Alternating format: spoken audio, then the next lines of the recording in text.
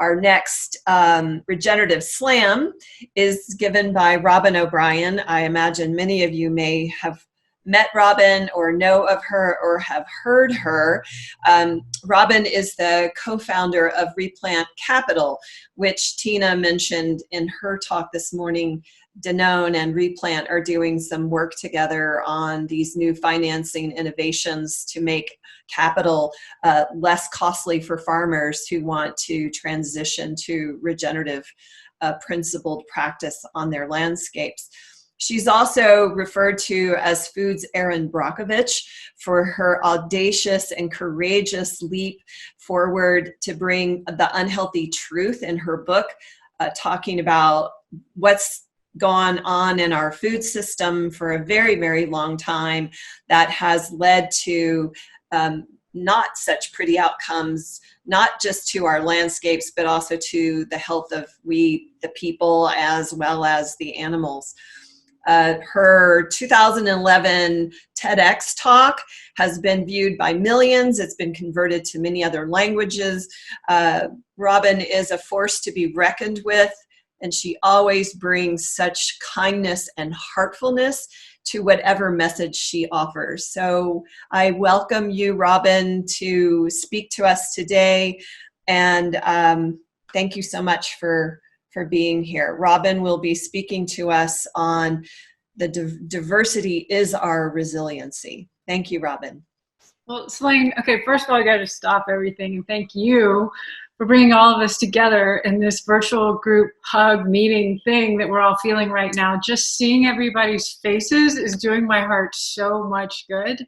And seeing the beautiful array of voices and faces that you've brought together is just doing, I know, all of us so much good. So thank you so much for your quick pivot on this.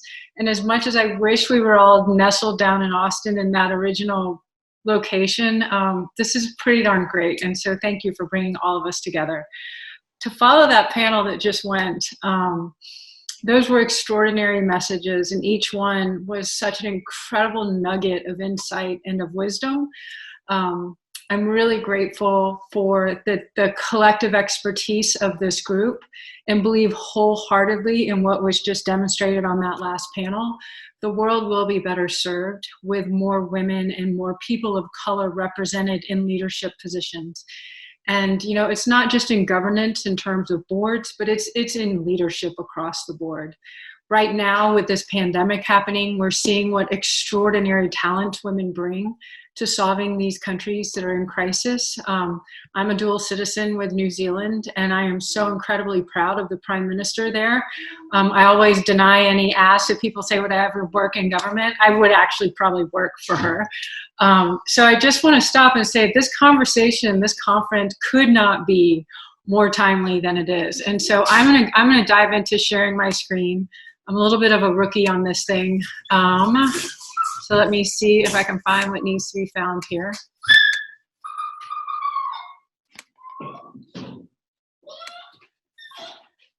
Okay. So, you know, this is probably the most critical issue in the food system today. I was late to the conversation here, and I apologize for that. I apologize for my ignorance. I apologize for my lack of being an ally. And as much as I am here to talk today, I'm also here to listen. So as we dive into this, you know, as we were really kind of trying to address some of the systemic issues that are in our race and that are in our food system, as I was doing deeper dives, not only into the models of these publicly traded companies and also what was going on with the startups, but what became incredibly transparent is that 95% of farm managers in the United States are white. So if we've got a crisis on the farm, that crisis comes because there is only one way of thinking that has been represented. It is predominantly white and it is predominantly male, which means that we have lost so much expertise and so much wisdom. And as I was going back and dialing back and trying to understand how we got to where we are today, it's really obvious that this was legislated into place. And as this was legislated into place, the number of Black farmers in the United States peaked in 1920 and has just steadily declined to the point that Black farmers today only own 0.53% of America's farmland. So how can there be stability in any food system? How can there be food security in any food system when so many voices have been silenced and have been removed from this critically important conversation? On top of that, when you look at the removal of Black farmers from our food system, the few that still remain only make about $40,000 annually compared to the $190,000 annually that are made by white farmers. So again, you talk about economics in that panel earlier. The economics of the farming system have been absolutely segregated. They have been absolutely stripped of people of color, and they have created what we are now seeing completely fractured in real time during this COVID epidemic. And I think the blessing in this pandemic that we're in right now is exposing these massive shortcomings that so many of us knew were already there.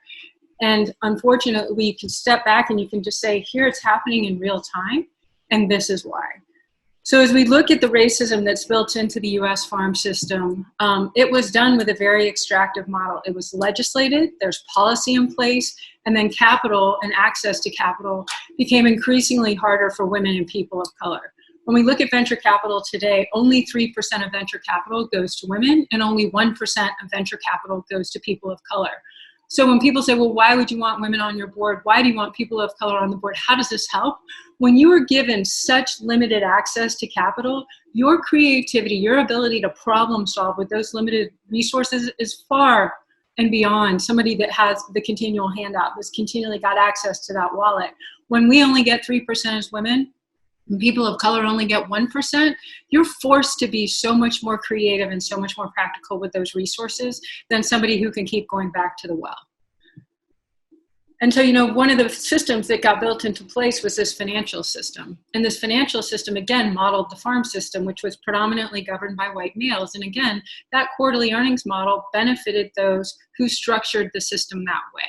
So again, to step back and say, if we are trying to structure a regenerative, sustainable financial system, is the quarterly earnings model the system that we would want to structure it on? And this consistently has been part of the problem, because instead of taking the resources that are earned by the whole, that are earned by the corporation, and allocating them across that system, whether it's farm workers, whether it's people in factories, whether it's the health and safety of those factories and the people that are working in them, instead what happens is these corporations do a grab and they take these buybacks and they channel it up and it goes out. And so they channel it up to their senior executives, they channel it up to their shareholders to bribe these guys to stick around, and that money goes straight out of the corporation rather than being reinvested back into the infrastructure, back into the employees.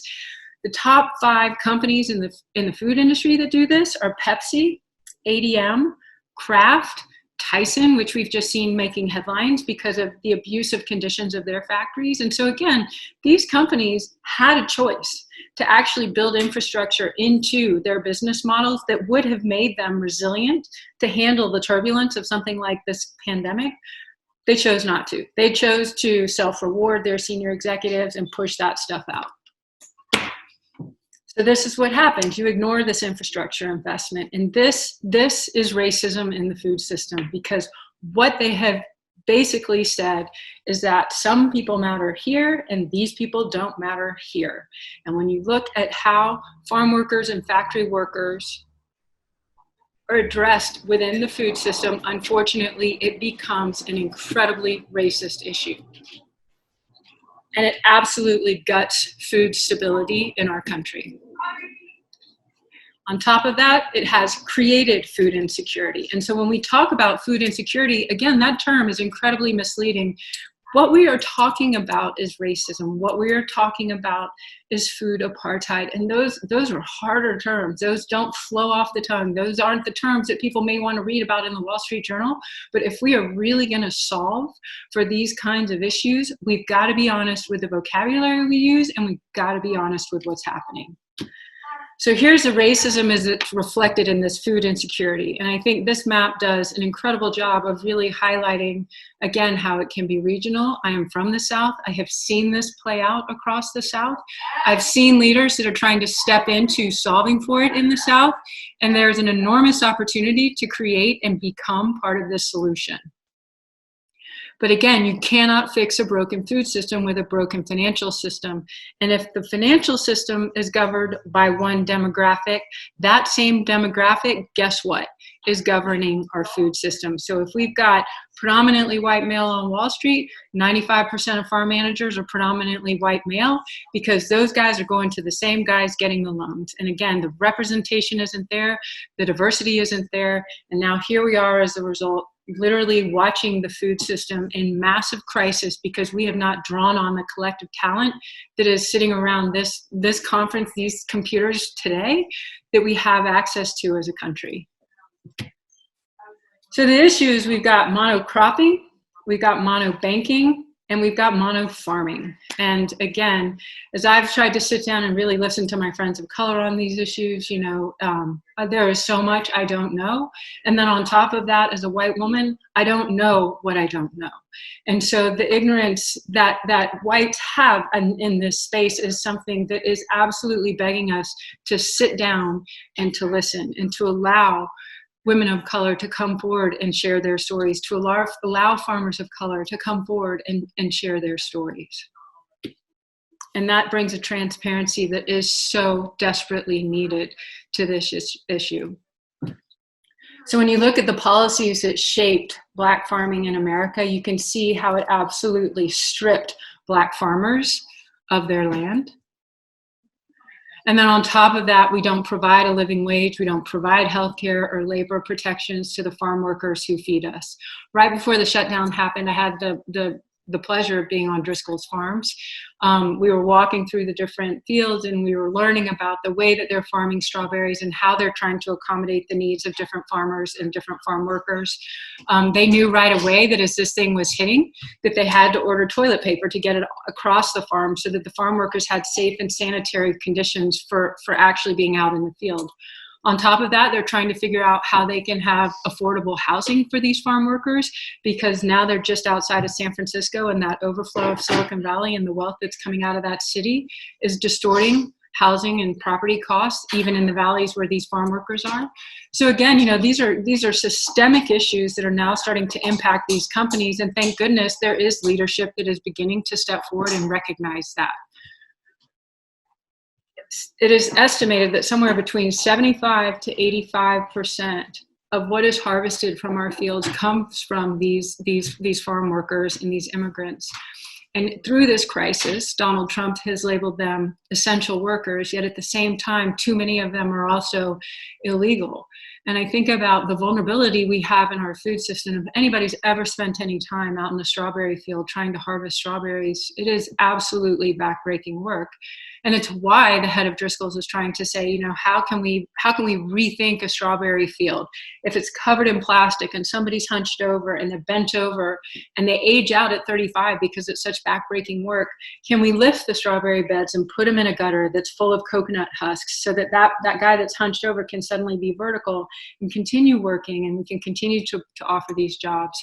Because these are jobs that are incredibly difficult, it's incredibly physical, and the pay and the compensation is absolutely horrific.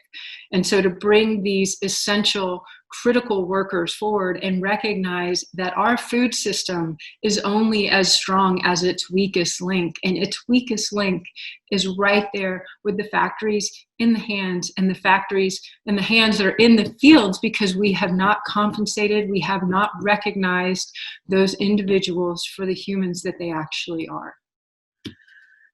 So you step back and you say, again, we've got a massive disconnect.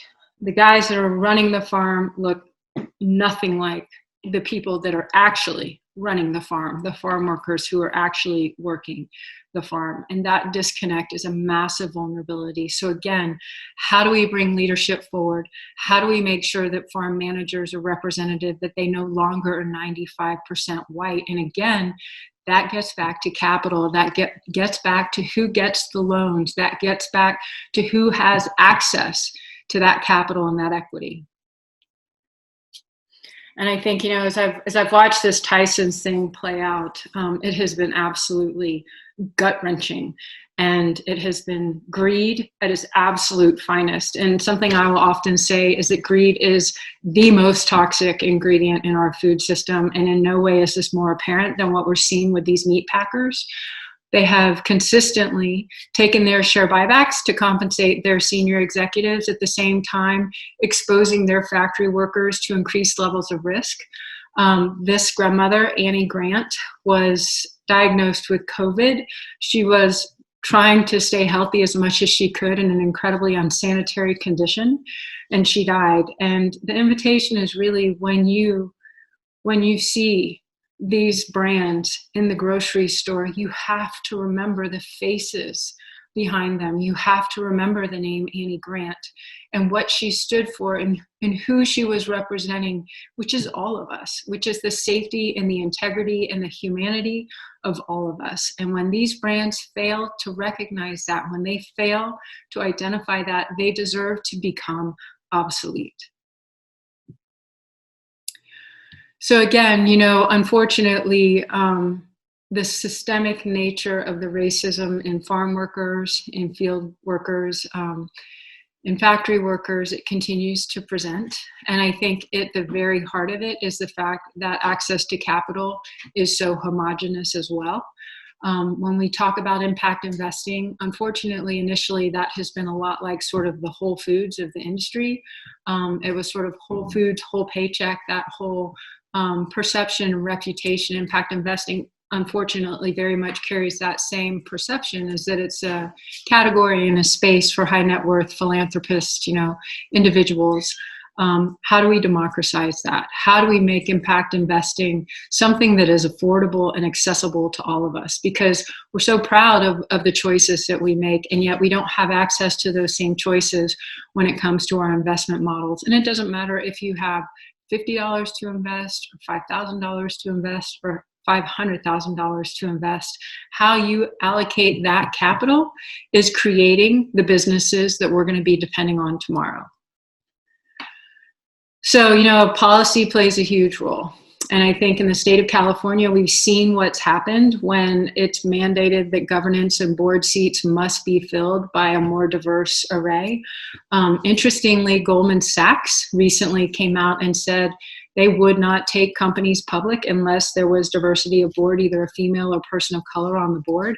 My thought was, good for them. I'm glad they're taking a stand, but shame on us in the food industry that we haven't yet.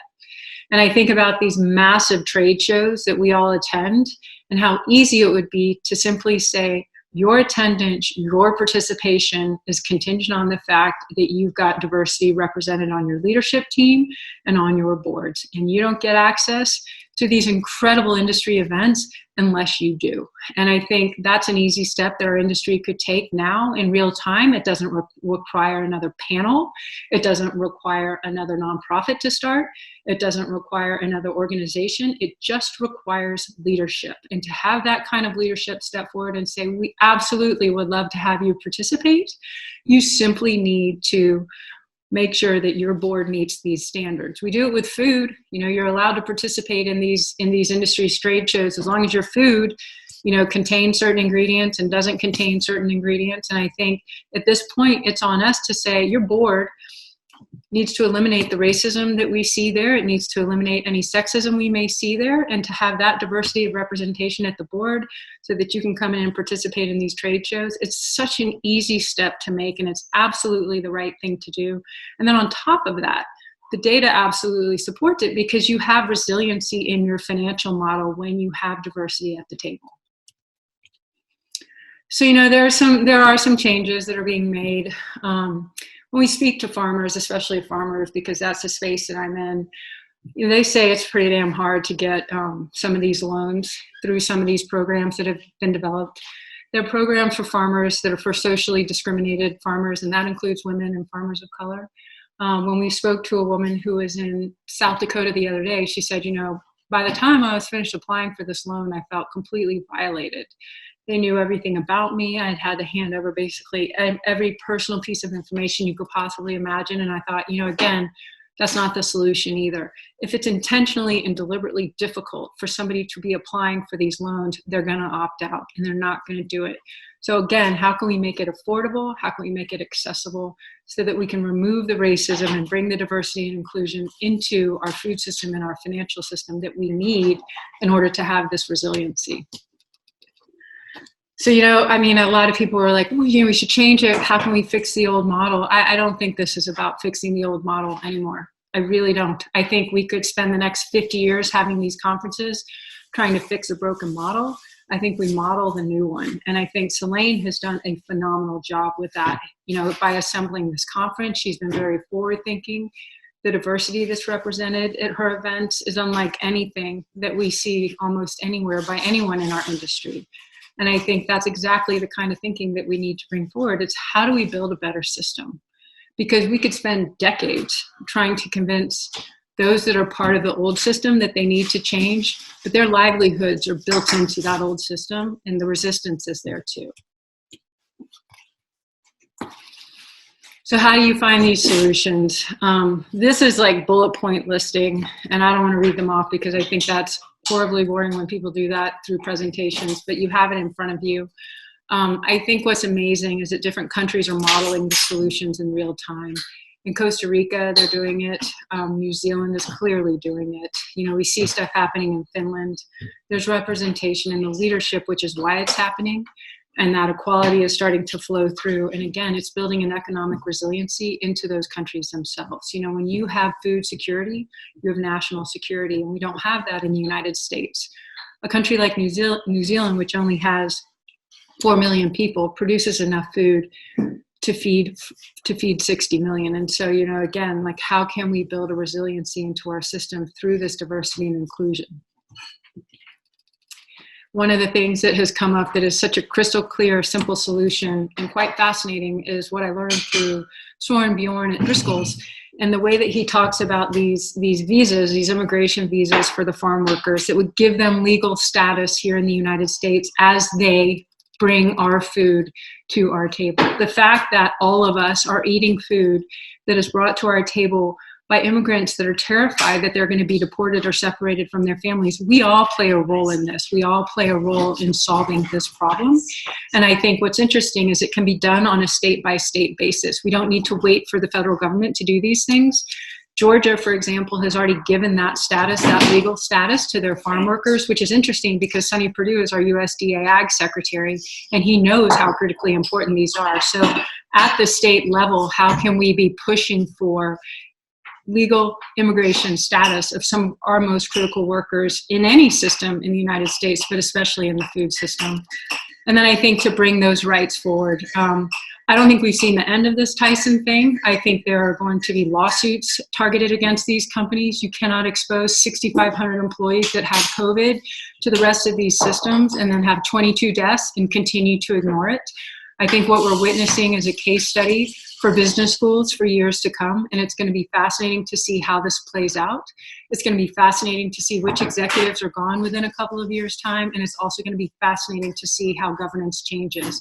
It's not going to happen unless we keep making noise, and I think there are a lot of people on these issues that are just fed up with government bailouts to these big companies that then turn around and kick it right back up to their senior executives. So that requires a lot of courage. And again, I think it's why this community that Selene has assembled is so incredibly special and important, because I've learned you can grow courage a lot more quickly when you have allies and friends who can help you get there. Anything that is beautiful, that's worth having, that has been created anytime in the last 20 or 30 years usually has some kind of supportive scaffolding that goes around it, whether we're creating a new building or a new office building or a new home or a new art structure. There's usually some sort of supportive scaffolding that goes around that. And we as individuals are no different. We need each other as that supportive scaffolding as we grow into the leaders and the people that we're supposed to become. And so that's the invitation, is to find those people that really you can lean into, who can help you grow into the type of leadership that you can become, the type of courage that you want to demonstrate in your day-to-day life. And I can promise you, I didn't have it when I started. And the way I look at it is courage is like a muscle. And the more you use it, the stronger it gets. And so that's the invitation in little ways in your day and bigger ways in your day. How can you use courage as a muscle? How can you learn to lend your voice, to speak the truth, to support others the way you need to be supported when you're going through these transitions and change? And so, again, to state the obvious, we don't need more panels on this stuff. We don't need more nonprofits on this stuff. They exist. They have existed for a really long time. I think what we need to do is stand down and let these voices step forward. To have diversity on leadership teams, to have diversity of governance, to have diversity on boards, it is absolutely in the best interest of our country. Our country is a beautiful fabric of different ethnicities and different types and different opinions and different wisdom and different insight. And to not tap that is absolutely insane, if you ask me. And so to really lean into this and embrace this beautiful diversity that we represent, and all of the wisdom and all of the knowledge and all of the talent that is represented there, I think, it's such a natural way forward through this, and to get out of the way, to ask people to simply get out of the way. That diversity to make sure that if we're going to be attending conferences, if we're going to be attending trade shows, that's just one of the requirements. We don't let shitty homogenous products come into our trade shows. We shouldn't let homogenous boards in either. So that's the open invitation, I think, for us as an industry to step forward. And if Goldman Sachs can do this, I'm really embarrassed that we haven't already. Again, I'm grateful that they've decided they won't take companies public unless there's a diversity of leadership and unless there's diversity on that board. But shame on us for not being in front of Goldman Sachs. The fact that we have to follow, we have a lot of catching up to do really quickly. So with that, I just want to again say thank you. I'm here as ears for what I've missed. For what I need to learn, and with enormous gratitude for friends who are around the table here with us today. We need this diversity at the table. I honestly believe it is the only way our country will heal and move forward. To me, it is the only way that we will have economic prosperity and success when that is representative for all of us. With food insecurity as rampant as it is, with food waste as rampant as it is, the fact that 95% of farm managers are white shows us that that way of thinking is absolutely wrong. So how can we embrace the diversity into our systems thinking? How can we design systems that are actually resilient for all of us? Because if it's not resilient for all of us, it's not resilient for any of us. And that is what we are seeing play out in real time right now.